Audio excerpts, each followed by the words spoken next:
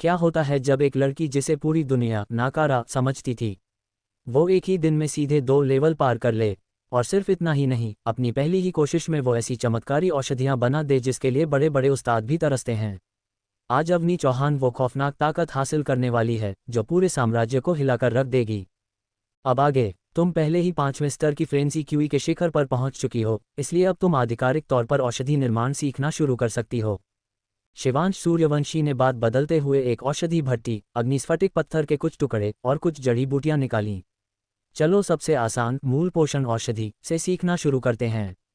अवनी चौहान ने हामी भरते हुए सिर हिलाया। ठीक है। शिवांश सूर्यवंशी ने इस औषधि के बारे में कुछ मुख्य बातें बताईं। लक्षित समूह, यह विशेष रूप से पहले स्तर की फ्रेंसी क्यूई वाले साधकों के लिए होती है। फायदा, इसे लेने के बाद सीधे दूसरे स्तर पर पहुंचने की 40% संभावना होती है। शुरुआती साधकों के लिए यह बहुत ज़रूरी है। बाजार मूल्य, एक गोली 10 चांदी के सिक्कों में बिकती है। ये 100 चांदी के सिक्कों वाली प्राणवर्धक औषधि की तुलना में बहुत सस्ती है और इसे बनाने की लागत भी कम है। अवनी चौहान मूल पोषण औषधि से बहुत अच्छी तरह वाकिफ थी।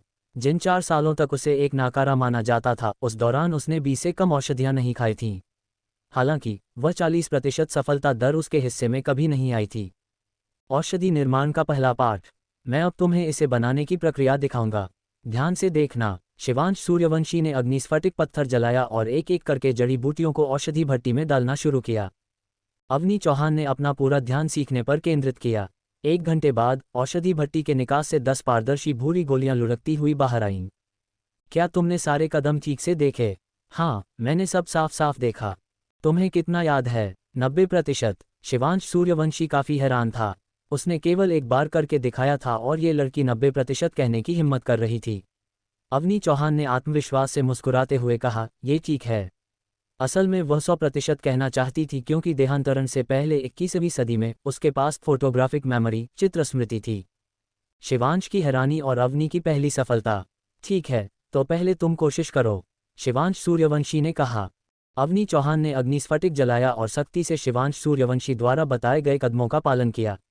कौन सी जड़ी बूटी पहले डालनी है, उन्हें कब डालना है और आग का तापमान क्या होना चाहिए, उसने पूरी प्रक्रिया को बिल्कुल सटीकता से दोहराया। शिवांश सूर्यवंशी अविश्वास से हैरानी में डूब गया। प्यारी अवनी, क्या ये सच में तुम्हारा पहला मौका है? क्या किसी ने तुम्हें पहले ये सिखाया है? नहीं, उसने जवाब दिया, मेरे पास फोटोग्राफिक मेमोरी है। ये सुनकर शिवांश सूर्यवंशी एक भारी आह भरते हुए बोला, तुम सच में औषधि निर्माण में एक जीनियस हो। यहाँ तक कि मैं भी तुमसे जलन महसूस कर रहा हूँ। 1 घंटे बाद औषधि भट्टी से 10 भूरी औषधियां बाहर आईं, लेकिन उनमें से एक टूट गई थी। आह, एक विफल हो गई, अवनी चौहान ने निराश होकर मुंह फुलाया। तुमने अपनी पहली ही कोशिश में 90% सफलता दर हासिल की और तुम अभी भी निराश हो। शिवांश सूर्यवंशी ने निशब्द होकर उसे ऐसे देखा मानो वह किसी अजूबे को देख रहा हो। लेकिन तुम्हारी 10 की 10 गोलियां सफल रही थीं। शिवांश सूर्यवंशी हंस पड़ा, तुम अपनी तुलना मुझसे करना चाहती हो? क्या तुम्हें पता है कि मैं कितने सालों से यह कर रहा हूँ? क्या तुम्हें मेरा औषधि निर्माता का स्तर पता है? क्या आप जानना चाहेंगे कि शिवांश सूर्यवंशी का औषधि निर्माता के रूप में असली स्तर क्या है? कितने साल? कौन सा स्तर? अवनी चौहान ने पूछा, उसकी बड़ी आंखें उत्सुकता से चमक रही थीं। 17 साल। जब से मैं पैदा हुआ हूँ, मैं दवाओं की महक से घिरा रहा हूँ। शिवांश सूर्यवंशी ने यादों में खोते हुए कहा, औषधि निर्माताओं को 9 श्रेणियों में बांटा गया है। प्रत्येक श्रेणी को आगे उच्च, मध्य और निम्न स्तरों में विभाजित किया गया है। मैं एक चौथी श्रेणी का औषधि निर्माता हूँ। इसी तरह औषधियों को भी 9 श्रेणियों में बांटा गया है, जिनमें से प्रत्येक को उच्च, मध्य और निम्न स्तरों में विभाजित किया गया है। अवनी चौहान ने हल्के भूरे रंग की मूल पोषण औषधि उठाई और पूछा, ये किस श्रेणी की औषधि है? मूल पोषण औषधि, इसका कोई स्तर नहीं है। ये पहली श्रेणी की भी नहीं है। प्राणवर्धक औषधि, निम्न स्तर की पहली श्रेणी की औषधि। प्राण पोषण औषधि, मध्य स्तर की पहली श्रेणी की औषधि। अवनी चौहान हैरान रह गई। 100 चांदी के सिक्कों वाली प्राणवर्धक औषधि केवल एक निम्न स्तर की पहली श्रेणी है। 300 चांदी के सिक्कों वाली प्राण पोषण औषधि केवल एक मध्य स्तर की पहली श्रेणी है। ये तो बहुत। उसे अचानक एहसास हुआ कि उसकी सोच कितनी सीमित थी। जिन चीज़ों को वह कभी चमत्कारी दिव्य औषधियां मानती थी, वे तो बस शुरुआती स्तर की चीज़ें निकलीं। हालांकि मूल पोषण औषधि की कोई श्रेणी नहीं है, लेकिन इसका इस्तेमाल अक्सर शुरुआती औषधि निर्माताओं के परीक्षण के लिए किया जाता है। और तुम्हारे नतीजे असाधारण रूप से अच्छे हैं। शिवांश सूर्यवंशी ने अवनी चौहान को गहरी प्रशंसा के साथ देखा और कहा, अब मैं तुम्हें पहली श्रेणी की निम्न स्तर वाली प्राणवर्धक औषधि बनाना सिखाऊंगा। असफलता और 100% सफलता दर की चाह। अगले एक सप्ताह तक Avani Chauhan maple leaf pavilion में रुकी और औषधि निर्माण सीखने पर ध्यान केंद्रित किया। औषधि भट्टी के अंदर जड़ी बूटियां उबल रही थीं और भाप उठ रही थी, जिससे हवा में एक गहरी औषधीय सुगंध फैल गई थी। गड़गड़, दवा के निकास से 10 हल्के नीले रंग की गोलियां बाहर लुढ़क कर आईं, जिनमें से 3 टूटी हुई थीं। ओह नहीं, 3 टूट गईं। अवनी चौहान बेहद निराश थी और उसने बची हुई 7 साबुत प्राणवर्धक औषधियों को एक दवा की शीशी में डाल दिया। ये पहले से ही काफी अच्छा है। शिवांश सूर्यवंशी सकारात्मक रहा, थोड़ा मुस्कुराते हुए बोला, कम से कम यह एक सफलता थी, है ना? अवनी चौहान ने एक गहरी सांस ली, एक बार और। वह भी शिवांश सूर्यवंशी की तरह 100% सफलता दर हासिल करना चाहती थी। शेंजी ड्रैगन की भाग्य बदलने वाली शक्ति। सुंदर मालकिन, आप 100% सफलता दर चाहती हैं। ये बहुत आसान है। अवनी चौहान की इच्छा को महसूस करते हुए छोटा ड्रैगन तुरंत जाग गया, एक कंगन से सांप में बदल गया और तैरता हुआ अवनी के कंधे पर आ गया। उसने फुफकारते हुए और अपनी जीभ बाहर निकालते हुए कहा, मैं आपकी मदद कर सकता हूँ। अवनी चौहान के दिल की धड़कन तेज हो गई। तुम मेरी मदद कैसे कर सकते हो? मालकिन, मेरा नाम क्या है? छोटे ड्रैगन ने गर्व से अपनी पूंछ हिलाते हुए पूछा। शेंजी दिव्य अवसर क्या है? छोटे ड्रैगन ने अपनी सुनहरी आंखें सिकुड़ी और खुद ही जवाब दिया, दिव्य अवसर ही नियति है, ये देवताओं का अवसर है, यह एक प्रकार का भाग्य है जो स्वर्ग के रहस्यों से भी परे है। अवनी चौहान की आंखें चमक उठीं, क्या तुम मेरी किस्मत बदलने में मेरी मदद कर सकते हो? छोटा ड्रैगन हंसा, बिल्कुल। मुझे ये कैसे बदलना चाहिए?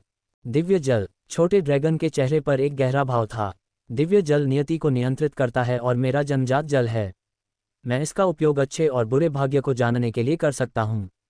बेशक, अगर आप, मालकिन, औषधि निर्माण करते समय इसकी एक बूंद मिला दें, तो मैं आपको 100% सफलता दर की गारंटी देता हूँ। इतना असरदार। अवनी चौहान उत्साहित हो गई, मैं इसे आजमाना चाहती हूँ। प्राणवर्धक औषधि बनाने के लिए जड़ी बूटियों के केवल 10 सेट बचे हैं। अवनी चौहान ने अपनी नीला ज़ैड आयामी अंगूठी खाली की और इस दुखद स्थिति का पता लगाया। उन सभी को अंदर डाल दो। चलो जुआ खेलते हैं। 1 घंटे बाद, गड़गड़ाहट की आवाज़ के साथ औषधि भट्टी के निकास से 10 बेहतरीन गुणवत्ता वाली हल्के नीले रंग की गोलियां बाहर लुढ़क कर आईं, जिनमें से एक भी नहीं टूटी थी। हे भगवान, मेरी किस्मत सच में बदल गई है। अवनी चौहान खुशी से झूम उठी। एक अप्रत्याशित सफलता। मैंने कभी नहीं सोचा था कि दिव्य जल का ऐसा अद्भुत उपयोग हो सकता है। ये पूरी प्रक्रिया देखने के बाद शिवांश सूर्यवंशी भी हैरान था। अगर औषधि की दुनिया के उन बूढ़े लोगों को इसके बारे में पता चल गया, तो क्या वे इसे पाने के लिए लड़ लड़कर पागल नहीं हो जाएंगे? ये जानना जरूरी है कि औषधि की श्रेणी जितनी ऊंची होती है, सफलता की दर उतनी ही कम होती है। जरा रुको, प्यारी अवनी, मुझे दिव्य जल वाली वह प्राणवर्धक औषधि दो। ठीक है। अवनी चौहान ने उसे वह गोली थमा दी। शिवांश सूर्यवंशी ने इसे लिया, सूंघा, और उसके चेहरे के भाव तुरंत बदल गए। मध्य स्तर की पहली श्रेणी की औषधि।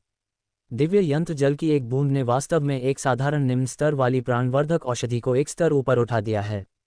सच में, अवनी चौहान को इस पर विश्वास करना मुश्किल हो रहा था। मैं तुमसे झूठ क्यों बोलूंगा? शिवांश सूर्यवंशी ने अवनी चौहान को गहराई से देखा। तुमसे झूठ बोलने से मुझे क्या फायदा होगा? तुम्हारी ये दिव्य जल वाली प्राणवर्धक औषधि शायद किसी मध्य स्तर की प्राण पोषण औषधि से कम असरदार नहीं है। क्या यह अद्भुत नहीं है? अवनी चौहान खुशी से झूम उठी, तब तो मेरे हाथ बहुत बड़ा खजाना लग गया है। मुनाफे का गणित। उसने तुरंत अपने दिमाग में हिसाब लगाया। लागत और सामान्य मुनाफा। प्राणवर्धक औषधि की लागत लगभग 30 चांदी के सिक्के है। एक निम्न स्तर की पहली श्रेणी की औषधि की कीमत 100 चांदी के सिक्के है, जिसका मतलब है 70 चांदी के सिक्कों का शुद्ध मुनाफा। दिव्य जल का जादू। लेकिन उसी 30 चांदी के सिक्कों की लागत के साथ, वह इसे मध्य स्तर की पहली श्रेणी की औषधि में बदल सकती है। एक मध्य स्तर की पहली श्रेणी की औषधि की कीमत 300 चांदी के सिक्के है, जिसका मतलब है 270 चांदी के सिक्कों का शुद्ध मुनाफा। तुम छोटी लालची लड़की, शिवांश सूर्यवंशी ने बेबसी से मुस्कुराते हुए कहा। हम, अवनी चौहान ने नाक सिकोड़ते हुए कहा, आप जैसे अमीर कुंवर हम जैसी गरीब लड़कियों का दुख कैसे समझ सकते हैं?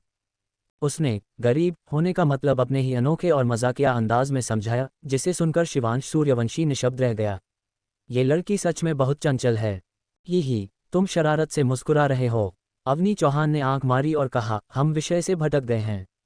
चलो बकवास में समय बर्बाद नहीं करते, मैं खुद इस दिव्य प्राणवर्धक औषधि के असर को आजमाना चाहती हूँ।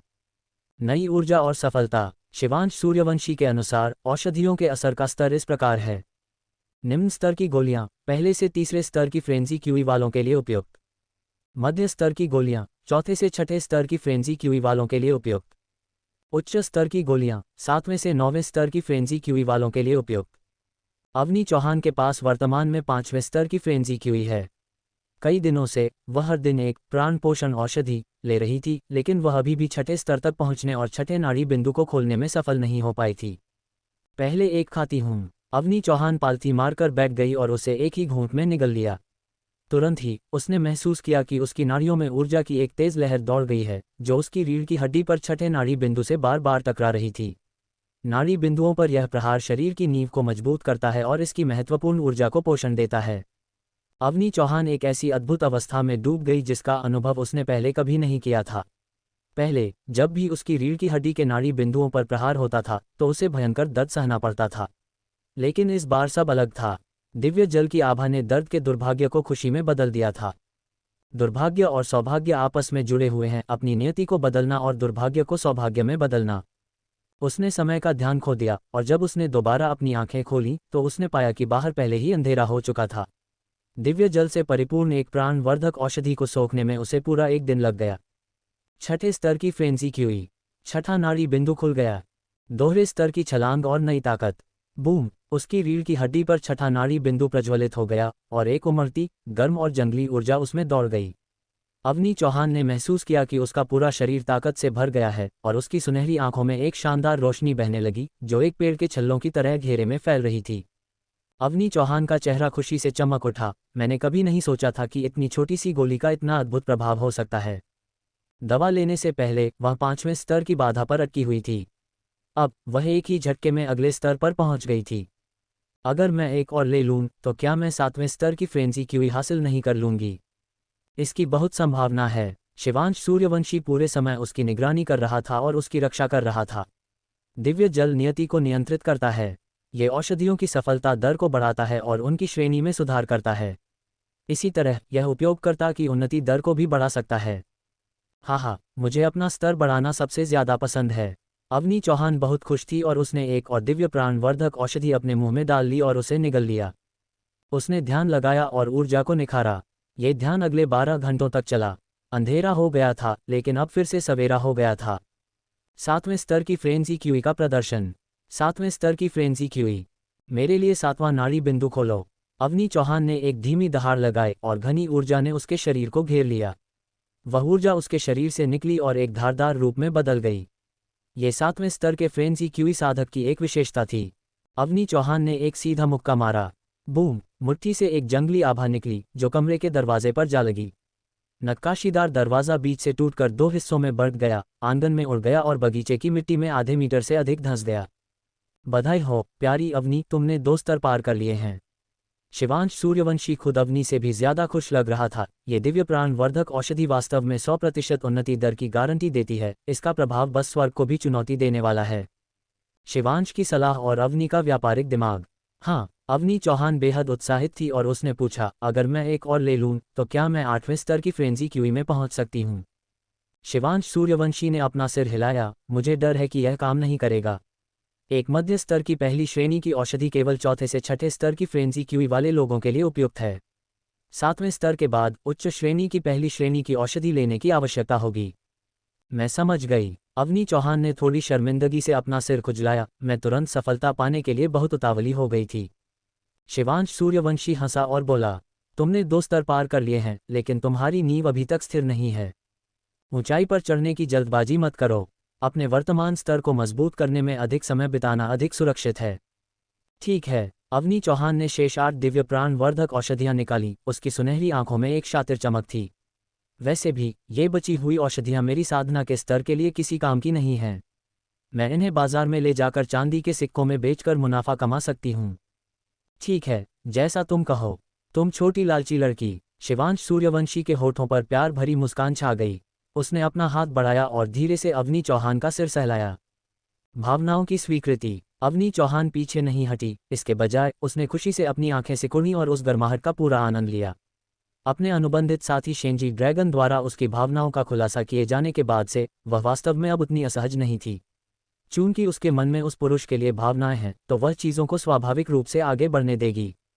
एक ऐसा आदमी जिसकी सुंदरता की कोई मिसाल नहीं, जिसकी पृष्ठभूमि रहस्यमय है, जिसके पास अपार धन और अद्वितीय साधना है, जिसके पास शानदार औषधि निर्माण कौशल और कई छिपे हुए तुरुप के पत्ते हैं। वह पूरी तरह से उसके प्रति समर्पित भी है, अपनी हर चीज से उसकी रक्षा करता है, और यहाँ तक कि स्वेच्छा से खुद को नम्र करता है और खुद को उसका पुरुष रखेल कहता है। उसे और क्या चाहिए? इस दुनिया में दूसरा शिवांश सूर्यवंशी मिलना मुश्किल होगा। वह वास्तव में भाग्यशाली थी। चाहे जैसे भी देखा जाए, इसमें उसी की जीत थी। लिंका स्ट्रीट, राजधानी की सबसे व्यस्त सड़क। अवनी चौहान एक बहुत बड़ी इमारत के सामने रुकी जिसका नाम दानबाव पवेलियन था। 3 मंजिला इस इमारत को शानदार सुनहरी चमकदार टाइलों से बनाया गया था और इसके छज्जों पर राजसी पौराणिक जानवरों की नक्काशी की गई थी। इमारत के प्रवेश द्वार पर अमीर और सजे धजे मेहमानों का आना जाना लगा हुआ था। ये वही दानबाव पवेलियन होना चाहिए जिसके बारे में समर हमेशा बात करता है। अवनी चौहान ने अपने हाथ में दवा की शीशी को कसकर पकड़ लिया। प्यारी अवनी, मुझे लगता है कि हमें सड़क के उस पार वाली जगह पर जाने के बारे में सोचना चाहिए। शिवांश सूर्यवंशी ने दानबाव पवेलियन की ओर देखते हुए कहा। वह इसमें ज्यादा दिलचस्पी नहीं ले रहा था। तुम्हारा मतलब अनंत ब्रह्मांड औषधि भंडार से है?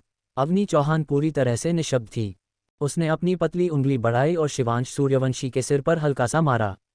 तुम तो एक समझदार इंसान हो, तो फिर इस अहम मौके पर तुम्हारा दिमाग काम करना क्यों बंद कर देता है?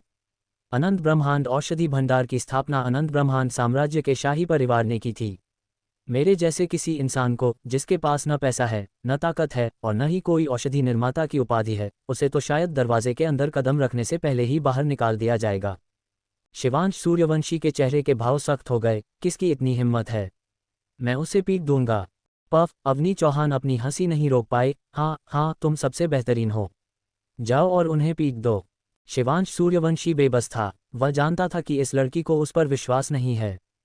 अपमान और तिरस्कार। दानबाव पवेलियन के प्रबंधक मैनेजर की आंखें तिकोनी थीं, उसका मुंह नुकीला और चेहरा बंदर जैसा था और वह बहुत चालाक लग रहा था। उसने बहुत ही ढीला भूरा चोगा पहना हुआ था और वह काउंटर पर जेड के अबेकस गिने जाने वाला यंत्र के मोतियों को तेजी से घुमा रहा था। अवनी चौहान आगे बढ़ी और उसने दवा की शीशी काउंटर पर रख दी। मैं औषधियां बेचना चाहती हूँ। दुकानदार ने ऊपर देखे बिना ही पूछा, औषधि निर्माता का स्तर? अवनी चौहान ने सच सच जवाब दिया, कोई स्तर नहीं है। दुकानदार रुक गया। अबेकस पर उसका सूखा हुआ दाहिना हाथ जम गया। उसने अपना सिर उठाया, अवनी चौहान को तिरस्कार भरी नजरों से देखा और बोला, हमारा दानबाव पवेलियन युवराज सबसे बड़े राजकुमार की संपत्ति है। ये पूरे अग्नि साम्राज्य में नंबर 1 है। तुम्हारे जैसी एक मामूली नौसिखिया, जिसका कोई स्तर नहीं है, यहाँ अपनी कचरा औषधियाँ बेचने की हिम्मत कैसे कर सकती है? अवनी चौहान का दिमाग सुन्न हो गया और उसने त्योरियां चढ़ाते हुए कहा, क्या आप इसे एक बार देखेंगे भी नहीं? मेरी औषधियों को ठुकरा कर आपको पछताना पड़ेगा। युवराज, महारानी साहिबा का इकलौता बेटा और राजकुमारी सुहानी का बड़ा भाई। बाहर निकलो, हमारे काम में देरी मत करो। हम हर दिन तुम्हारे जैसे अनगिनत नौसिखियों को देखते हैं। यहाँ बकवास करना बंद करो, मुझे पछतावा होगा। तस, तिकोनी आंखों वाले दुकानदार ने ठंडी आवाज में उपहास किया और उन्हें दूर भगा दिया। अवनी चौहान का चेहरा तन गया था, उसकी आंखें किसी ठंडे कुंड की तरह थीं। अनंत ब्रह्मांड औषधि भंडार की ओर कदम। शिवांश सूर्यवंशी ने धीरे से लड़की का कंधा थपथपाया और उसे सांत्वना दी। गुस्सा मत करो, गुस्सा मत करो। वह बस एक घमंडी बेवकूफ है। उसने अवनी चौहान को पीछे से कंधे से धकेला, उसे दानबाव पवेलियन से बाहर निकाला, चौड़ी सड़क पार कराए और सीधे सामने बने अनंत ब्रह्मांड औषधि भंडार के प्रवेश द्वार की ओर ले गया। तुम्हें पहले ही मेरी बात सुन लेनी चाहिए थी। इस तरफ आओ। अवनी चौहान अपने रास्ते में ही रुक गई, मानो वह जमीन से चिपक गई हो और वह कितनी भी कोशिश कर ले, उसका हिलना असंभव था। मैं नहीं जा रही। मजाक कर रहे हो क्या? उसका भी अपना आत्मसम्मान है। उनका दानबाव पवेलियन में पहले ही मजाक उड़ाया जा चुका था। अगर वे और भी अधिक शक्तिशाली अनंत ब्रह्मांड औषधि भंडार में गए तो क्या उन्हें तुरंत बाहर नहीं निकाल दिया जाएगा? चलो भी। शिवांश सूर्यवंशी ने जिद की। उसके चेहरे पर एक गर्मजोशी भरी मुस्कान थी। मैं तुम्हें यकीन दिलाता हूँ, अनंत ब्रह्मांड औषधि भंडार का प्रबंधक निश्चित रूप से एक सुसंस्कृत, विनम्र और समझदार इंसान है। अवनी चौहान ने उसे अजीब नजरों से देखा। तुम्हें कैसे पता? खैर, शिवांश सूर्यवंशी की तीखी आंखें चमक उठीं और उसके होठों पर एक कोमल मुस्कान आ गई। उसने कहा, एक भरा हुआ घड़ा आवाज नहीं करता, लेकिन आधा भरा घड़ा छलक कर आवाज करता है। जो इंसान जितना अधिक काबिल होता है, वह उतना ही अधिक विनम्र होता है। अनंत ब्रह्मांड औषधि भंडार पूरे पंचतत्व महाद्वीप में सबसे प्रामाणिक, उच्चतम स्तर वाला और सबसे व्यवस्थित औषधि भंडार है। एक खौफनाक और भव्य प्रवेश द्वार। अवनी चौहान मान गई। ठीक है, मैं एक बार कोशिश करूंगी। हालांकि उसे खुद पर ज्यादा भरोसा नहीं था। इस अनंत ब्रह्मांड औषधि भंडार को देखकर उसने पाया कि यह 9 मंजिल ऊंचा था, जो दानबाव पवेलियन की ऊंचाई से 3 गुना से भी ज्यादा था। दानबाव पवेलियन बेहद भड़कीली और भव्य सुनहरी चमकदार टाइलों से बना था, जबकि अनंत ब्रह्मांड औषधि भंडार सादगी से भरी विलासिता और बेहद कीमती ओब्सीडियन काले पत्थर से बना था, जो लोगों को इसके ऐतिहासिक और प्राचीन होने का एहसास करा रहा था। इससे भी ज्यादा खौफनाक बात यह थी कि दानबाव पवेलियन के प्रवेश द्वार पर मौजूद ज्यादातर रक्षक छठे या 7वें स्तर की फ्रेंजी क्यूई वाले थे, जो लगभग उसी के स्तर के थे। जबकि अनंत ब्रह्मांड औषधि भंडार के प्रवेश द्वार पर मौजूद सभी रक्षक संत स्तर के उस्ताद थे, जो 9वें स्तर को भी पार कर चुके थे। उनकी केवल एक नज़र ही उस पर भारी दबाव डालने और उसे ठंडे पसीने से भिगोने के लिए काफ़ी थी। जी बाई की हैरानी। अनंत ब्रह्मांड औषधि भंडार का प्रबंधक 20 के दशक के उत्तरार्ध का एक सुंदर युवा व्यक्ति था। उसने एक साधारण नीला चोगा पहना हुआ था, उसके सिर पर नीले कमल से सजा हुआ एक जैड मुकुट और बालों में एक लंबा कांटा था। उसका चेहरा शांत था और उसका रूप आसमान में तैरते किसी सफ़ेद बादल जैसा था। जब प्रबंधक जी बाई ने शिवांश सूर्यवंशी को देखा तो उसके चेहरे के भाव बेहद सम्मानजनक हो गए, यहाँ तक कि वह डरा हुआ भी लग रहा था। उसके भरे हुए होंठ हल्के से हिले और वह झुककर अभिवादन करने ही वाला था कि शिवांश सूर्यवंशी ने तुरंत उसे अपनी एक खूंखार और जानलेवा नज़र से रोक दिया। जी बाई बहुत समझदार था। उसने तुरंत अपनी सभी हरकतें रोक दी, लेकिन उसकी उत्सुक नज़रें बार बार अपने मालिक के बगल में खड़ी उस बेहद खूबसूरत लड़की पर जा रही थीं। हाँ मालिक, क्या यह इस लड़की की वजह से है? ये सही नहीं लग रहा था।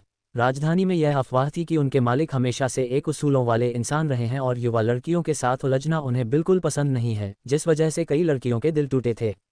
क्या ये लड़की दूसरों से अलग है? औषधि निर्माता का स्तर। मैं औषधियाँ बेचना चाहती हूँ।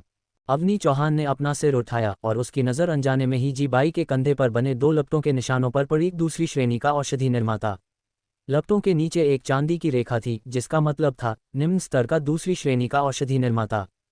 ये पंचतत्व महाद्वीप के औषधि निर्माता संघ का एक समान प्रतीक था। शिवांश सूर्यवंशी ने उसे यह बात पहले ही सिखा दी थी। लपटों की संख्या श्रेणी को दर्शाती है, जो अधिकतम 9 हो सकती है। चांदी की रेखाएं स्तर को दर्शाती हैं, निम्न स्तर के लिए 1 रेखा, मध्य स्तर के लिए 2 रेखाएं और उच्च स्तर के लिए 3 रेखाएं।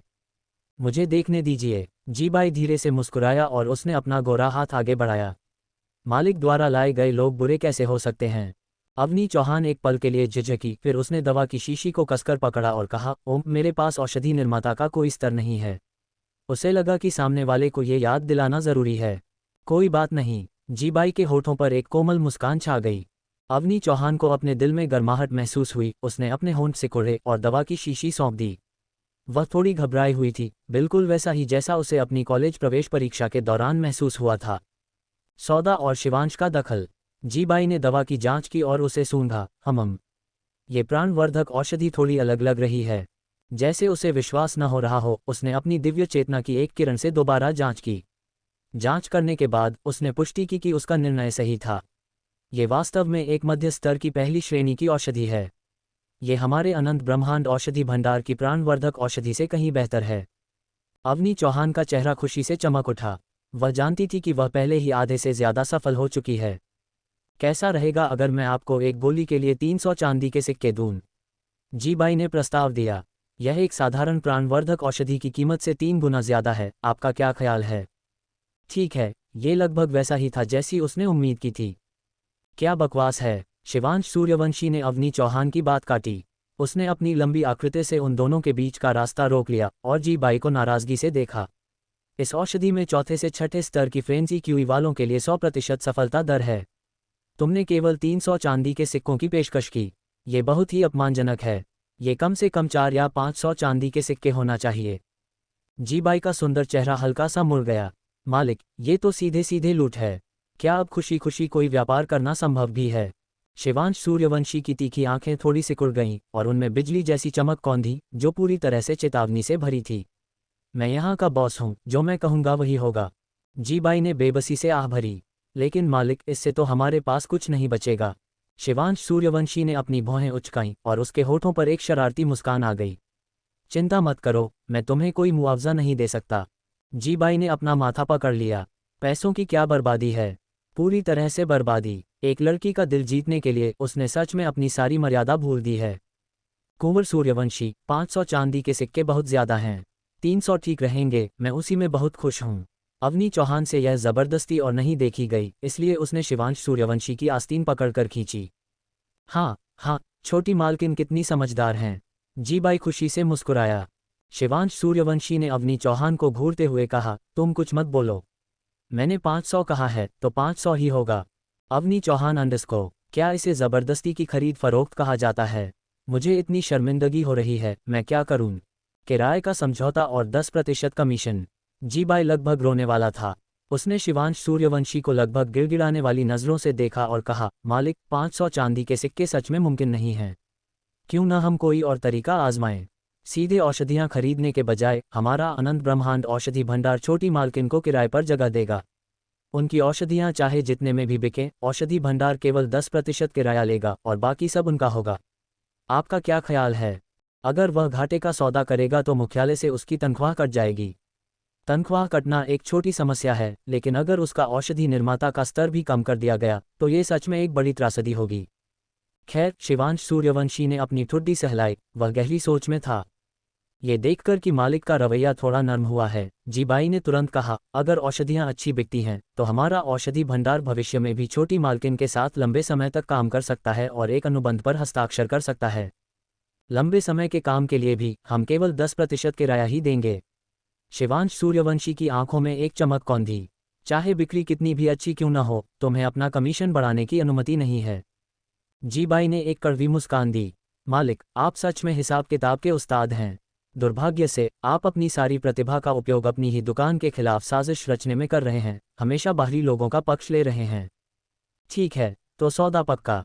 जीबाई पूरी तरह से बेबस था। पता चला कि कोई आदमी चाहे कितना भी महान या अजेय क्यों न हो, जब वह प्यार में पड़ता है तो वह एक बेवकूफ़ बन जाता है।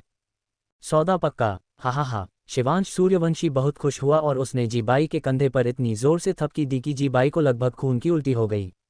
प्रबंधक, तुम व्यापार में बहुत अच्छे हो और तुम में बहुत प्रतिभा है। तुम्हारा प्रमोशन पक्का है।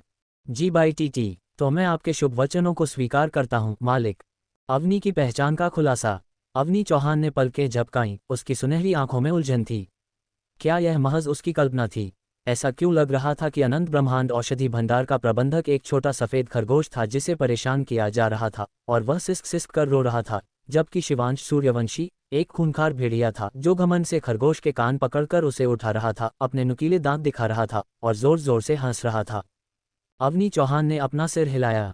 शायद मैं कल रात ठीक से सो नहीं पाए, इसलिए ज्यादा ही सोच रही हूँ। कृपया अपना नाम और पता यहाँ लिख दीजिए, छोटी मालकिन। जीबाई ने उसे एक कलम और कागज देते हुए कहा। अवनी चौहान ने जल्दी से कुछ शब्द लिखे। जीबाई ने अपनी गर्दन आगे बढ़ाए और पढ़ा, चौहान निवास, वही लेन, मुख्य मार्ग, अवनी चौहान। तो आप ही अवनी चौहान हैं, छोटी मालकिन। जीबाई बेहद हैरान था, उसके चेहरे पर गपशप वाली मुस्कान थी और उसकी आंखें उसकी सच्ची भावनाओं को छिपा नहीं पा रही थीं। अवनी चौहान हैरान रह गई, फिर बेबसी से मुस्कुराते हुए बोली, हाँ, मैं अवनी चौहान हूँ, राजधानी की मशहूर पागल लड़की, चौहान परिवार की नाकारा। उसे लगा कि उसकी केवल बदनामी ही फैली हुई है। नहीं नहीं नहीं। जीबाई ने जोर से अपना सिर हिलाया। अवनी चौहान इतनी बेहतरीन औषधियाँ बना सकती हैं, वे यकीनन कोई नाकारा नहीं हैं। मैंने तो बस एक महान व्यक्ति को उनके बारे में बात करते हुए सुना था। खांसी खांसी खांसी। शिवांश सूर्यवंशी बहुत जोर से खांसा और उसने जीबाई को खूंखार नज़रों से घूरा। जीबाई कांप उठा और उसका माथा ठंडे पसीने से भीग गया। मैं तो डर ही गया।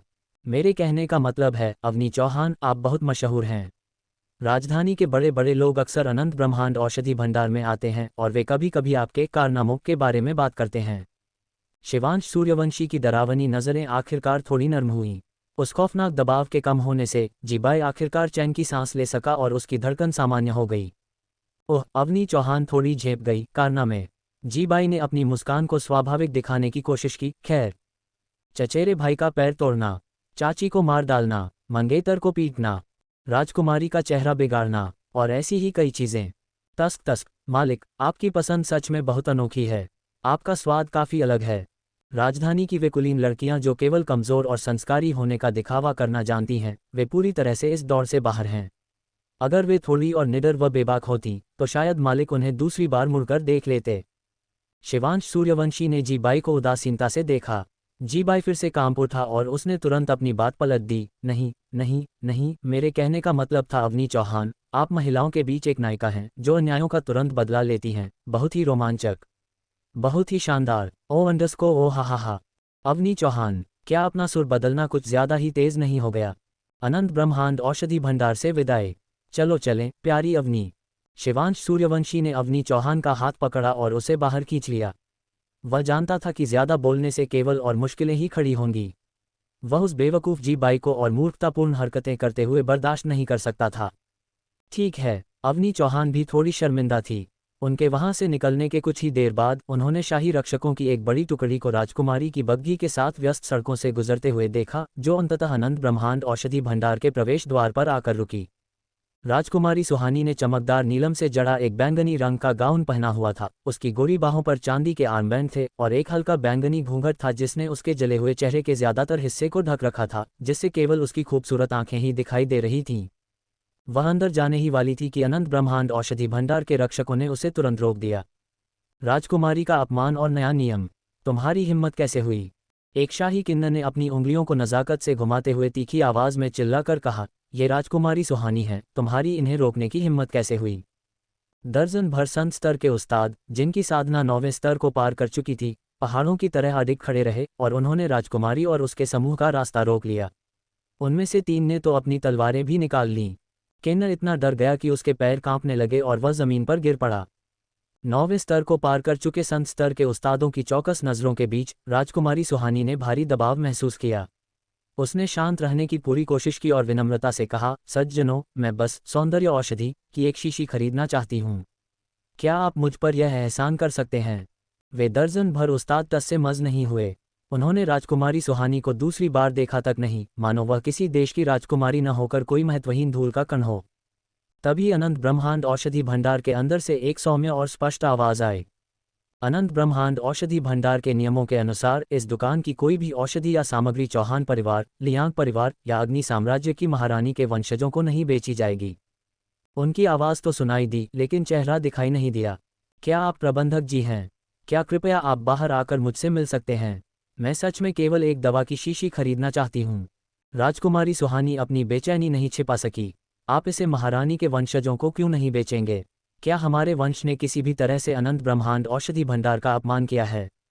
अनंत ब्रह्मांड औषधि भंडार की सौंदर्य औषधि ही उसकी आखिरी उम्मीद थी। अवनी चौहान के उस अजीब कंगन से निकला जहर अविश्वसनीय रूप से शक्तिशाली था, यहाँ तक कि महल के शाही वैद्य भी बेबस थे। कई दिन बीत चुके थे और उसके चेहरे के जलने के घावों में कोई सुधार नहीं हुआ था।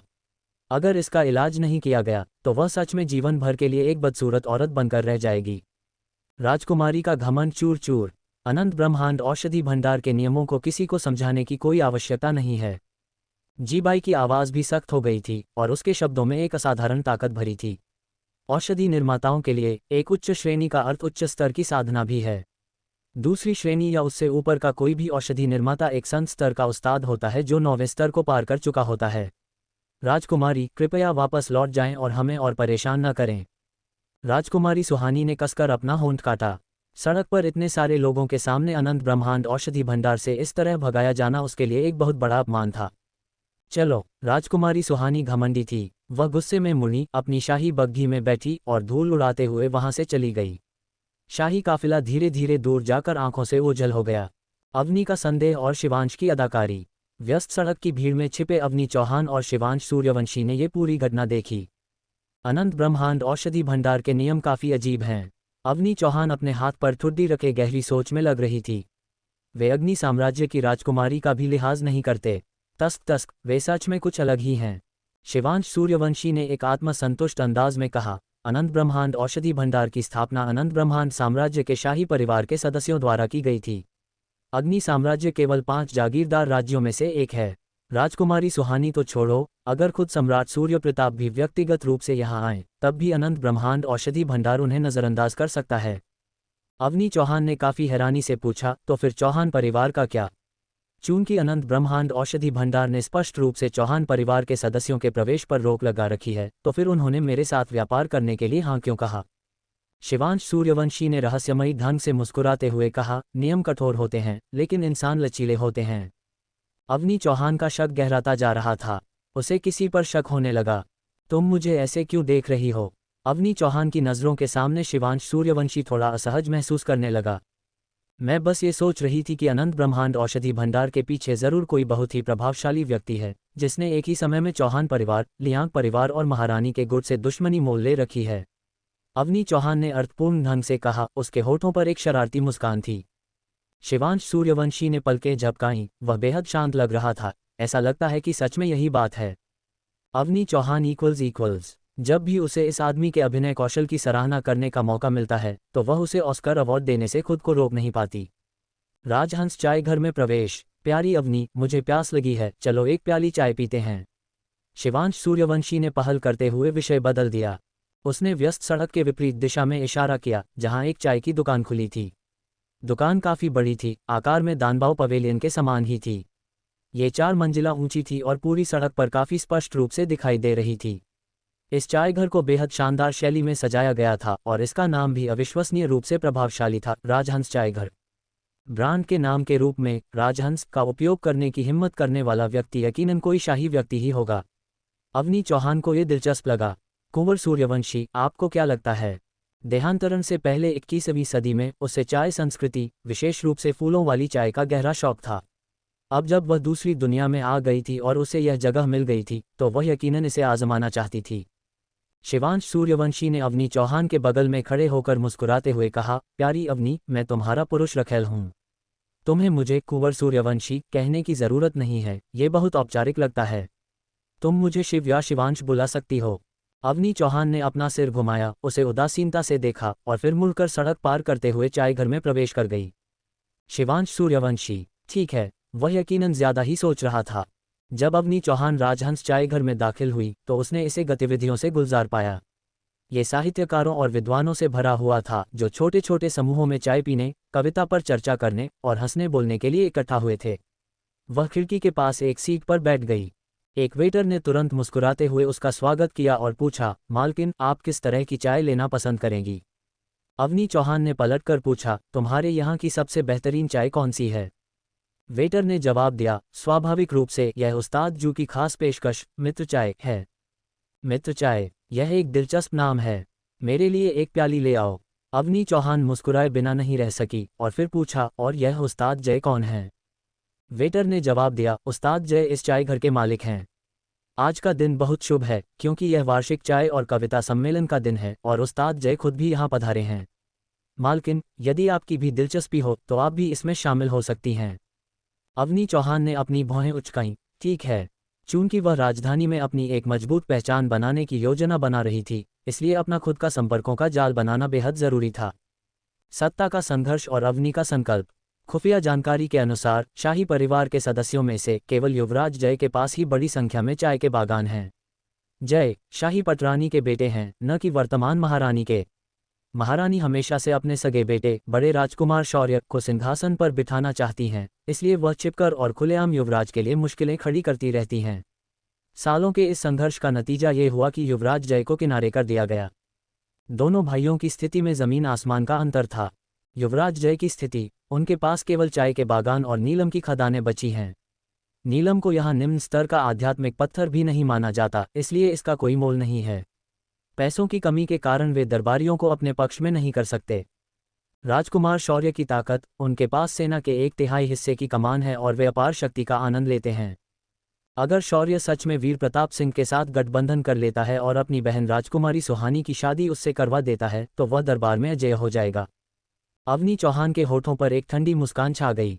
वह भला शौर्य और वीर प्रताप सिंह को उनके मंसूबों में कामयाब कैसे होने दे सकती थी? तुम्हारे पास जो भी गौरव है मैं उसे धीरे धीरे नष्ट कर दूंगी। तुम जिसकी भी लालसा करते हो मैं उसे बिना किसी दया के छीन लूंगी। उस्ताद जय का आगमन और एक अधूरी कविता। अचानक चाय घर में हलचल मच गई। उस्ताद जय आ गए हैं, देखो वे नीचे आ रहे हैं। अवनी चौहान ने अपना सिर उठाया और उसी दिशा में देखा जहां सब देख रहे थे। वह एक बेहद सुसंस्कृत और शिष्ट युवक था, उम्र लगभग 17 या 18 साल, और उसकी आंखें खुले आसमान की तरह साफ नीली थीं। उसके चेहरे पर एक प्राकृतिक लालित्य और होठों पर एक ऐसी मनमोहक मुस्कान थी जो किसी भी उदास या बेचैन इंसान को शांत कर सकती थी। उस्ताद जय ने मुस्कुराते हुए कहा, मुझे बहुत खुशी है कि मैं इस साल भी चाय काव्य सम्मेलन में आप सभी से मिल पा रहा हूँ। उन्होंने सम्मेलन की शुरुआत करते हुए कविता की पहली पंक्ति कही। हर साल हम नई चाय का स्वाद लेते हैं और हर साल हम पुराने दोस्तों से मिलते हैं। अवनी चौहान का दिल जोर से धड़क उठा। नई चाय का स्वाद, पुराने दोस्तों से मुलाकात। कोई अचरज नहीं कि इस नई चाय का नाम मित्र चाय है। सत्ता से बेदखल ये युवराज वास्तव में एक भावुक और स्नेही इंसान था। उसे पागलखाने में बंद शाही पटरानी की याद आई, जिन्होंने अपने पागलपन में भी उसे अपना सबसे कीमती जेड फीनिक्स हेयरपिन सौंपा था। पूरे चायघर में लोग कविता की दूसरी पंक्ति पूरी करने की कोशिश करने लगे, लेकिन किसी की भी पंक्ति उस्ताद जय की पंक्ति से मेल नहीं खा रही थी। अवनी चौहान ने अपना सिर नीचे किया और अपने हाथ में पकड़े चीनी मिट्टी के प्याले को देखा। प्याले के अंदर हल्के हरे रंग की चाय थी, जिसमें पत्तियां घूम रही थीं। अचानक उसके दिमाग में एक विचार कौंधा और कविता की दूसरी पंक्ति उसके होठों पर आ गई। अच्छे दोस्त और अच्छी चाय का मज़ा अपनों के साथ लिया जाता है, जबकि अच्छी कविता और अच्छे इरादों को अपने दिल में संजोया जाता है। पलक झपकते ही पूरे चाय घर में सन्नाटा छा गया। वहां मौजूद सभी विद्वानों और कवियों की नज़रें अवनी चौहान पर टिक गईं। हवा में हैरानी, प्रशंसा और विस्मय का भाव तैर रहा था। बहुत खूब। अब तक शांत बैठे युवराज जय के पतले होंठ हल्के से हिले। उनकी नीली आंखों ने अवनी चौहान की दिशा में देखा और उनके चेहरे पर वही सौम्य और शांत मुस्कान थी। हर साल हम नई चाय का स्वाद लेते हैं, हर साल हम पुराने दोस्तों से मिलते हैं। अच्छे दोस्त और अच्छी चाय हमें खुशी देते हैं, अच्छी कविता और अच्छे इरादों को अकेले संजोया जाता है। आपकी दूसरी पंक्ति बिल्कुल सटीक है। आप इस साल के चाय काव्य सम्मेलन की विजेता हैं। कृपया ऊपर आएं और हमारे साथ चाय का आनंद लें। लेकिन जैसे ही अवनी चौहान ने अपना सिर उठाया, युवराज जय की आवाज़ अचानक रुक गई। उनकी नीली आंखों में हैरानी की एक स्पष्ट चमक कौंध गई। क्या ये चौहान परिवार की वही सबसे बड़ी बेटी नहीं है जिसने राजकुमारी की जन्मदिन की दावत में सुहानी को घायल कर दिया था? हर कोई कहता है कि चौहान परिवार की बड़ी बेटी न केवल एक नाकारा इंसान है जो साधना नहीं कर सकती, बल्कि एक अज्ञानी और मूर्ख लड़की भी है। ऐसा लगता है कि सारी अफवाहें गलत हैं। युवराज की हैरानी को भांपते हुए भी अवनी चौहान शांत रही। बहुत बहुत धन्यवाद, उस्ताद जय द्वारा दावत में आमंत्रित किया जाना मेरे लिए सम्मान की बात है। अवनी चौहान उठी और सीढ़ियां चढ़कर दूसरी मंजिल पर चली गई। चाय का खजाना, कक्ष और सगाई का सच। ये दावत चाय का खजाना नामक निजी कक्ष में रखी गई थी। युवराज जय अवनी चौहान के ठीक सामने बैठे थे और इस खूबसूरत और प्रतिभाशाली युवती को इत्मीनान से चाय की चुस्कियां लेते हुए देख रहे थे। उसकी हर एक हरकत बेहद सुंदर थी, मानो कोई चित्रकारी हो। वे बस उसे देर तक चाय पीते हुए देखते रहे। 15 मिनट बीत चुके थे और वे अभी भी उस हैरानी से उबर नहीं पाए थे। उनकी भावनाएं बेहद जटिल थीं। मैंने कभी नहीं सोचा था कि वे आप होंगी भावी श्रीमती सिंह। युवराज जय ने आखिरकार चुप्पी तोड़ी, लेकिन उनके होठों की मुस्कान में थोड़ी बेबसी थी। उस्ताद जय, मुझे इस नाम से बुलाना सही नहीं है। अवनी चौहान ने अपनी चाय की प्याली नीचे रखी, अपना सिर उठाया और उसकी खूबसूरत आंखें चमक उठीं। वीर प्रताप सिंह और मेरे बीच, हम दोनों को ही एक दूसरे में कोई दिलचस्पी नहीं है। अगर हम ज़बरदस्ती एक साथ रहने की कोशिश करेंगे तो यकीनन हम एक दूसरे से नफरत करने लगेंगे। मैंने सुना है कि वीर प्रताप सिंह भी हमारी सगाई तोड़ना चाहता है, तो ये बिल्कुल सही है। युवराज जय फिर से हैरान रह गए। आप उनसे शादी नहीं करना चाहती? मैं क्यों करना चाहूंगी? अवनी चौहान ने पलटकर जवाब दिया, मैं उससे प्यार नहीं करती और वह मुझसे प्यार नहीं करता, तो फिर शादी के लिए जोर क्यों देना? क्या ये खुद को यातना देने जैसा नहीं है? युवराज जय ने देर तक अवनी चौहान को देखा। उसकी आंखें तारों की तरह बेहद साफ थीं और वह झूठ नहीं बोल रही थी। वे हंसे और बोले, अवनी जी, आप वास्तव में बहुत स्वतंत्र और बेबाक हैं। फूलों वाली चाय, एक नया व्यापारिक दांव। अवनी चौहान ने मुस्कुराते हुए कहा, उस्ताद जय, आप भी बहुत बेफिक्र जीवन जी सकते हैं। युवराज जय ने एक कड़वी मुस्कान के साथ अपना सिर हिलाया, मुझे डर है कि मैं कभी बेफिक्र जिंदगी नहीं जी पाऊंगा। अवनी चौहान रुक गई। वह उनके शब्दों में छिपी बेबसी को समझ गई थी। शाही परिवार में जन्म लेना और एक कठपुतली युवराज के रूप में काम करना, वे नाम और शोहरत के जाल से मुक्त नहीं हो सकते थे और उनका पूरा जीवन इसी संघर्ष में बीतने वाला था। उस्ताद जय, क्या आपने कभी फूलों वाली चाय के बारे में सुना है? किस तरह की फूलों वाली चाय? युवराज जय थोड़े हैरान रह गए। उन्हें उम्मीद नहीं थी कि वह इतनी जल्दी विषय बदल देगी।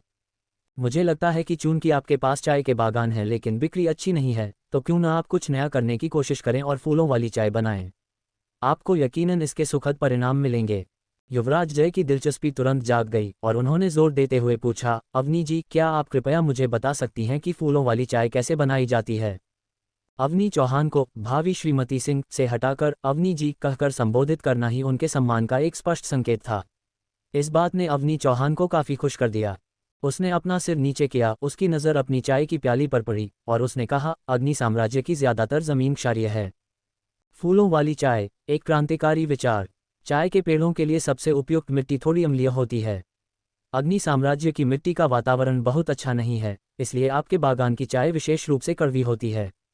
अवनी चौहान ने गहराई से समझाते हुए कहा, यदि आप इस कड़वाहट को बेअसर करने के लिए कुछ खास फूलों का उपयोग करें तो आप इसकी मिठास बढ़ा सकते हैं और लोगों को ये बहुत पसंद आएगी। उसने चाय में मिलाने के लिए कुछ विशेष फूलों के नाम सुझाए। चमेली और गुलाब, हनीस्कल और गुलदाउदी, रोजेहिप और गार्डेनिया, मैग्नोलिया और ओसमंथस। युवराज जय की आंखें चौड़ी हो गईं। हालांकि वे मिट्टी की अम्लता और क्षारीयता के बारे में ज्यादा नहीं जानते थे, लेकिन यह विचार बहुत ही पेशेवर और आशाजनक लग रहा था। ठीक है, हम इसे आजमा सकते हैं। यदि यह सफल रहा तो मैं आपको फूलों वाली चाय की बिक्री के मुनाफे का 50% दूंगा। मुनाफे का 50% और एक नई साझेदारी। इस बार हैरान होने की बारी अवनी चौहान की थी। 50%? इतना ज्यादा? उसने सोचा। 21वीं सदी में केवल एक व्यापारिक विचार देने पर किसी को मुश्किल से 30% हिस्सा ही मिल पाता था, लेकिन इस युवराज ने सीधे 50% मुनाफे का वादा कर दिया था। यह अविश्वसनीय था। क्या ये कम है? युवराज जय ने अपनी उसी सौम्य और मनमोहक मुस्कान के साथ पूछा। उनकी वर्तमान स्थिति बेहद अजीब थी और पैसों की भारी कमी ने उन्हें लगभग पूरी तरह से सीमित कर दिया था। उस्ताद जय, इतना विनम्र होने की कोई ज़रूरत नहीं है। चलिए 50% पर ही पक्का करते हैं। अवनी चौहान ने फैसला किया। अगर वह और ज़्यादा मांगती तो उसे खुद ही ऐसा लगता जैसे वह किसी की मजबूरी का फ़ायदा उठा रही है। चाय बनाने की विधि और एक गुप्त समझौता। मैं आपको फूलों वाली चाय बनाने की विशिष्ट विधि लिखकर दे देती हूँ। अवनी चौहान ने कागज़ और कलम ली और लिखना शुरू किया। उसकी लिखावट बादलों और पानी के बहाव की तरह बेहद सुंदर, भव्य और स्पष्ट थी। 15 मिनट बाद उसने 3 पन्ने लिखे, स्याही सुखा और उन्हें युवराज जय को सौंप दिया। युवराज जय भी चाय के बहुत बड़े पारखी थे। उन्होंने पन्नों को जितना पढ़ा वे उतने ही हैरान होते गए। वे खुशी से बोल उठे, अवनी जी, आप सच में एक विलक्षण प्रतिभा हैं। केवल उत्पादन विधि को देखकर ही उन्हें अंदाजा हो गया था कि सफलता की संभावना 90% से भी ज्यादा थी। अपनी प्रतिभा को छिपाकर रखना और शांत रहना ही दुनिया में जीने का सही तरीका है। अवनी चौहान ने लापरवाही से बात टालते हुए कहा कि यह सब उसे एक एकांतवासी गुरु ने सिखाया था। साथ ही उसने युवराज जय से इस व्यापारिक सहयोग को पूरी तरह से गुप्त रखने का अनुरोध किया। युवराज जय ने हैरानी से पूछा कि वह अपनी प्रतिभा को वीर प्रताप सिंह से क्यों छिपाना चाहती है। अवनी चौहान ने स्पष्ट कर दिया कि वह उसे अपनी काबिलियत बताकर उसका मन नहीं बदलना चाहती, क्योंकि वह उससे सगाई तोड़ना ही बेहतर समझती है। विदाई और एक नई शुरुआत। युवराज जय उसकी बात का गहरा अर्थ समझ गए। एक कठपुतली युवराज के रूप में अपनी असली प्रतिभा को छिपाना उनके लिए भी दुनिया का सामना करने का सबसे सही तरीका था। मुझे कुछ और भी काम है, इसलिए मैं अब चलती हूँ। अवनी चौहान उठी। मैं आपको बाहर तक छोड़ देता हूँ। युवराज जय तुरंत खड़े हो गए। उनकी साफ नीली आंखों में हिचकिचाहट और सम्मान की झलक थी। उन्हें आभास हो गया था कि यह 14-15 साल की लड़की उनके जीवन की तारनहार साबित हो सकती है। नहीं, अवनी चौहान ने मना कर दिया, मैं अभी भी वीर प्रताप सिंह की मंगेतर हूँ। अगर आप जिद करके मुझे बाहर तक छोड़ेंगे तो ये हम दोनों की प्रतिष्ठा के लिए अच्छा नहीं होगा। युवराज जय ने उसकी बात मान ली और अपनी जिद छोड़ दी। उन्होंने एक रक्षक को उसे सुरक्षित वापस छोड़ने का आदेश दिया। इसकी तो बिल्कुल भी ज़रूरत नहीं है। अवनी चौहान ने अपनी नज़रें दरवाजे की ओर घुमाईं, जहां एक लंबी और बेहद आकर्षक आकृति दरवाजे के सहारे टिकी हुई चुपचाप उसका इंतजार कर रही थी। मेरे पास पहले से ही एक बहुत ही बेहतरीन रक्षक है। वह यकीनन बिना किसी परेशानी के मेरी रक्षा कर सकता है। जब सामने वाले ने दूसरी बार मना किया तो युवराज जय, जो एक समझदार इंसान थे, शांति से मुस्कुराए और बोले, ठीक है। अवनी चौहान चाय का खजाना कक्ष से बाहर निकली और शिवांश सूर्यवंशी के पीछे पीछे राजहंस चाय घर से बाहर आ गई। पहली खुशखबरी, फूलों वाली चाय की अपार सफलता। 5 दिन बाद, एक खूबसूरत सूर्यास्त का समय। अवनी चौहान अपने आंगन में बैठी इत्मीनान से हवा का आनंद ले रही थी, तभी उसने शिवांश सूर्यवंशी को चेहरे पर एक बड़ी सी मुस्कान के साथ अपनी ओर आते देखा। प्यारी अवनी, बहुत अच्छी खबर है। बहुत बड़ी और शानदार खबर। अवनी चौहान ने अपनी पलकें उठाईं, शिवांश सूर्यवंशी को उदासीनता से देखा और हल्की सी मुस्कान के साथ बोली, इतनी अच्छी? क्या आसमान से भी बड़ी? शिवांश सूर्यवंशी रहस्यमयी ढंग से मुस्कुराया। उसने अपनी 3 उंगलियां उठाईं और कहा, 3 अच्छी खबरें हैं। पहली खबर, युवराज जय के राजहंस चाय घर ने 12 तरह की फूलों वाली चाय बेचना शुरू कर दिया है। आज इसके लॉन्च का पहला दिन था और सारी चाय बिक चुकी है। हमें हजारों बड़े ऑर्डर भी मिले हैं। अवनी चौहान मुस्कुराए, बहुत बढ़िया। ये वैसी ही लोकप्रियता थी जैसी उसने उम्मीद की थी। प्यारी अवनी, तुमने बिल्कुल सही दांव खेला, शिवांश सूर्यवंशी ने तारीफ करते हुए कहा। युवराज जय के पास जल्द ही पैसा होगा और वे धीरे धीरे बड़े राजकुमार शौर्य को टक्कर देने लायक वित्तीय ताकत हासिल कर लेंगे। अवनी चौहान ने हामी भरी और कहा, मैं शाही दरबार में एक शक्तिशाली संरक्षक तैयार करना चाहती हूँ। किसी पहले से मौजूद व्यक्ति को चुनने के बजाय मैं खुद एक को निखारना पसंद करूंगी। शाही पटरानी का तुम्हें सौंपा गया काम भी इसका एक हिस्सा है, शिवांश सूर्यवंशी ने मुस्कुराते हुए कहा। उसका चेहरा प्यार से भरा था। प्यारी अवनी एक बहुत अच्छी लड़की है जो बाहर से ठंडी लेकिन अंदर से बहुत गर्मजोशी से भरी है। दूसरी खुशखबरी, वीर प्रताप सिंह की बेवकूफ़ी। और बाकी 2 अच्छी खबरें? अवनी चौहान ने पूछा। शिवांश सूर्यवंशी के चेहरे की मुस्कान तुरंत गायब हो गई और उसकी जगह एक व्यंग्यात्मक भाव ने ले ली। उसने कहा, आज सुबह स्वर्ण महल में वीर प्रताप सिंह ने वास्तव में सभी मंत्रियों के सामने सम्राट सूर्य प्रताप से सगाई रद्द करने का अनुरोध किया। मैंने सुना है कि सेनापति सिंह और रक्षा मंत्री बहुत शर्मिंदा दिख रहे थे और अपनी इज्जत नहीं बचा पा रहे थे। अवनी चौहान के चेहरे पर कोई भाव नहीं था। उसने पूछा, और फिर सम्राट का रवैया कैसा था? शिवांश सूर्यवंशी ने घटना का विवरण दिया। सम्राट सूर्य प्रताप का चेहरा तुरंत गुस्से से लाल हो गया। उन्होंने वीर प्रताप सिंह को वहीं सबके सामने खारिज कर दिया, जिसे चौहान परिवार का मान रखने वाला कदम माना गया। लेकिन वीर प्रताप सिंह बेवकूफ़ निकला। खारिज किए जाने के बाद भी उसने हार नहीं मानी और सम्राट से लगातार गुहार लगाता रहा, ये कहते हुए कि तुम कितनी बुरी हो, कितनी नाकारा हो और उसके बिल्कुल भी लायक नहीं हो। पफ! गुस्सा होने के बजाय अवनी चौहान हंस पड़ी। वह तो खुद मौत को बुलावा दे रहा है। हाँ, शिवांश सूर्यवंशी ने उपहास करते हुए कहा। सम्राट सूर्य प्रताप वहीं आग बबूला हो गए। सुबह के दरबार के बीच में ही वे मंत्रियों के पूरे समूह को छोड़कर गुस्से में वहां से चले गए। शिवांश की समझदारी और मजाकिया अंदाज। अवनी चौहान ने अपने होंठ सिकोड़े और कहा, उसे यही मिलना चाहिए था। वह बहुत ज्यादा उतावला हो रहा था। क्या तुम उतावली नहीं हो? शिवांश सूर्यवंशी ने पलटकर पूछा। अवनी चौहान की मुस्कान गहरी हो गई। मैं भी उतावली हूँ, लेकिन मैं वीर प्रताप सिंह की तरह बेवकूफ़ नहीं हूँ जो शेर की मूंछ खींचने की कोशिश करूँ। प्यारी अवनी, अगर मैं ऐसे समय में महल में जाकर वीर प्रताप सिंह के साथ तुम्हारी सगाई तोड़ने के लिए कहता तो इसका उल्टा असर ही होता। सम्राट सूर्य प्रताप न केवल मना कर देते, बल्कि वे तुम्हारे प्रति अपराधबोध महसूस करते और वीर प्रताप सिंह के साथ तुम्हारी सगाई को बचाने के लिए एड़ी चोटी का जोर लगा देते। अवनी चौहान ने अपना सिर उठाया। उसकी आंखें तारों की तरह चमक रही थीं और उसने मुस्कुराते हुए कहा, तुम चीज़ों को मुझसे कहीं ज्यादा स्पष्ट रूप से देखते हो। अपनी तारीफ सुनकर शिवांश सूर्यवंशी तुरंत खुश हो गया। उसकी बेहद खूबसूरत तीखी आंखें एक मनमोहक रोशनी से चमक उठीं और वह बोला, मैं दुनिया का दूसरा सबसे चतुर इंसान हूँ। दुनिया की सबसे चतुर इंसान अवनी चौहान से बस थोड़ा सा ही कम। हालांकि अवनी चौहान जानती थी कि वह बस उसकी तारीफ कर रहा है, लेकिन उसे यह मानना पड़ा कि इस अजीबोगरीब आदमी ने उसका काफ़ी मनोरंजन किया है। मजाक बंद करो, अब सुनो तीसरी अच्छी खबर। शिवांश सूर्यवंशी ने अवनी चौहान को एक ब्लैक कार्ड थमाते हुए कहा, तुम्हारे द्वारा अनंत ब्रह्मांड औषधि भंडार को सौंपी गई सभी 8 प्राणवर्धक औषधियां बिक चुकी हैं। ये रहा तुम्हारा मुनाफा। मैं जानता था कि वह बेवकूफ़ जी बाई पछताएगा। मैंने उससे कहा था कि वह तुमसे 500 चांदी के सिक्कों में इन्हें खरीद ले, लेकिन वह नहीं माना। तस्क तस्क। कितने? अवनी चौहान की आवाज़ अचानक तेज हो गई। उसे लगा जैसे वह कोई सपना देख रही है। मुनाफे का गणित। शिवांश सूर्यवंशी ने उसके लिए सावधानी से सारा हिसाब लगाया और जी बाई की बेवकूफ़ी पर ताना मारना नहीं भूला। 4 औषधियाँ 600 चांदी के सिक्कों में बिकीं।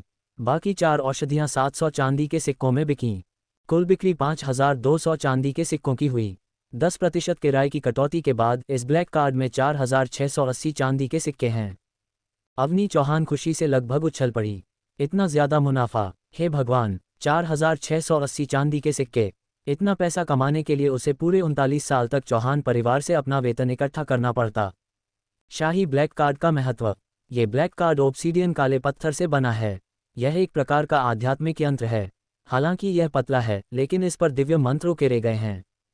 शिवांश सूर्यवंशी ने ब्लैक कार्ड अवनी चौहान के हाथ में थमा दिया। प्यारी अवनी, इसे सुरक्षित रखना।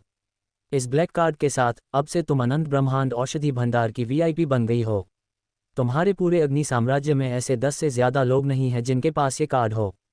वह छोटा और पतला कार्ड अवनी चौहान को अविश्वसनीय रूप से भारी लगा। ये कार्ड उसकी नई पहचान का प्रतीक था। वह इसे अपनी जान से भी ज्यादा संभाल कर रखेगी। क्या मुझे और औषधियाँ बनानी चाहिए?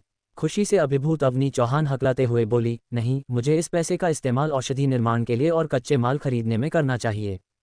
शिवांश सूर्यवंशी ने मुस्कुराते हुए उसका सिर सहलाया और कहा, पगली लड़की, शांत हो जाओ। 4000 चांदी के सिक्के क्या हैं? अपनी काबिलियत से तुम बहुत जल्द 4000 सोने के सिक्के या 40,000 सोने के सिक्के भी कमा सकती हो। पंचतत्व महाद्वीप की मुद्रा प्रणाली।